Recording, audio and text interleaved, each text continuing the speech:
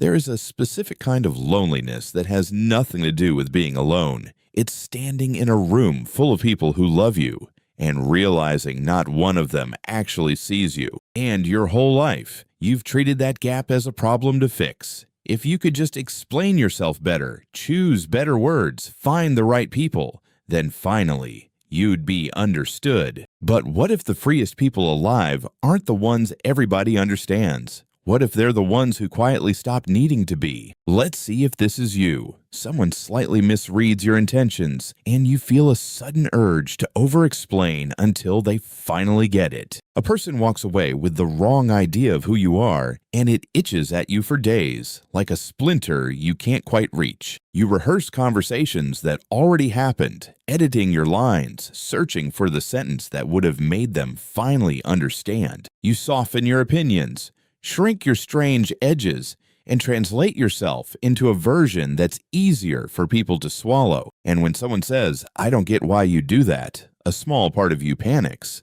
as if being misunderstood were a kind of danger. You call it caring what people think, but underneath, there's a quieter belief that you're only safe once everyone around you approves of the story of you. If any of that feels familiar, stay with me. Because the need to be understood by everyone isn't maturity. Sometimes real freedom begins the moment you stop needing it. Layer 1. Why do we crave being understood so badly in the first place? Go back far enough, and being understood wasn't a luxury. It was survival. As a small child, you couldn't feed yourself or protect yourself. Your only tool was to be read correctly by the giant people around you. When they understood your cry, you were fed. When they read your face, you were soothed. To be understood was to be kept alive. So your nervous system learned a deep equation. Being seen equals being safe. Being misread equals being in danger. That wiring never fully leaves. Decades later, a co-worker misjudging you can trigger the same ancient alarm as a child who wasn't picked up. So the craving isn't weakness. It's an old survival reflex, still running in a world where your life no longer depends on it. Layer 2.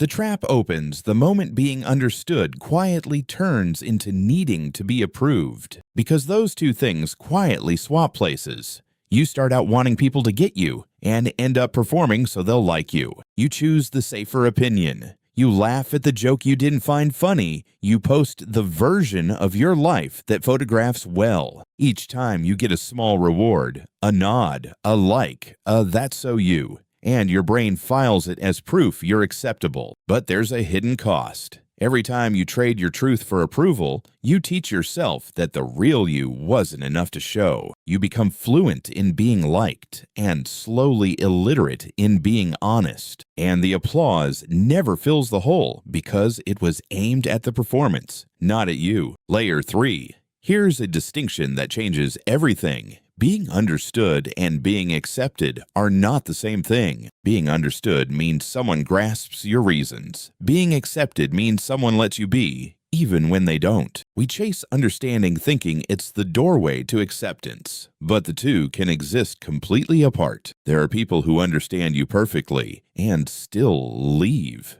and people who never quite get you, yet stay and love you anyway. Which means understanding was never the real prize. Acceptance was. And the deepest acceptance doesn't come from the crowd. It comes from one person who has watched you at your worst and your strangest and simply refuses to look away. That person can be you. And until it is, no amount of being understood by others will ever feel like enough. Layer 4. There's a price for spending your life trying to be understood by everyone. The price is that you slowly disappear. To be legible to every audience, you sand down anything that might confuse them. Your sharp opinions, your odd dreams, your inconvenient no. You become a mirror, reflecting back whatever each person wants to see. Agreeable here, edgy there, whatever keeps the peace. And one day you go looking for yourself under all those reflections, and you're not sure which face was ever really yours. That's the cruel irony. In trying to be understood by all, you become a stranger to the one person who is supposed to know you best. Being misunderstood by others is uncomfortable, but being a mystery to yourself is a much lonelier place to live. Layer 5. So where does the peace actually come from? not from finally being understood, from no longer requiring it. Watch a person who is quietly sure of themselves. Someone misreads them and they don't flinch. They might explain once calmly and then let it go, because their sense of who they are isn't up for a public vote. They've moved the source of validation from out there to in here. They understand their own reasons, and that's the approval that counts. It's not that they stopped caring about people. They just stopped outsourcing their identity to people's opinions. And from that quiet ground, something surprising happens. They can finally hear others without needing anything back. Now, here's the turn most people miss. Being misunderstood isn't always a failure. Very often, it's the price of being real. Anyone who ever did something honest was misread at first. Every original thought sounds strange before it sounds wise. If everyone understands you instantly, all the time, there's a quiet chance you're only ever saying the expected thing. So, some of your being misunderstood isn't a wound. It's evidence that you're not just echoing the room. Think of a lighthouse. It doesn't run down the shore explaining itself to every passing ship. It simply stands and shines and lets the ships that need its light find their own way to it. You're allowed to be like that,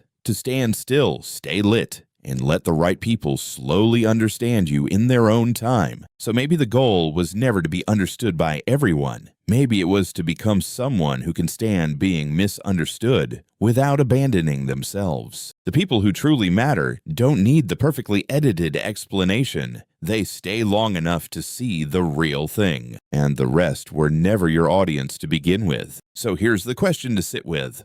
How would you live differently if you no longer needed anyone to understand you?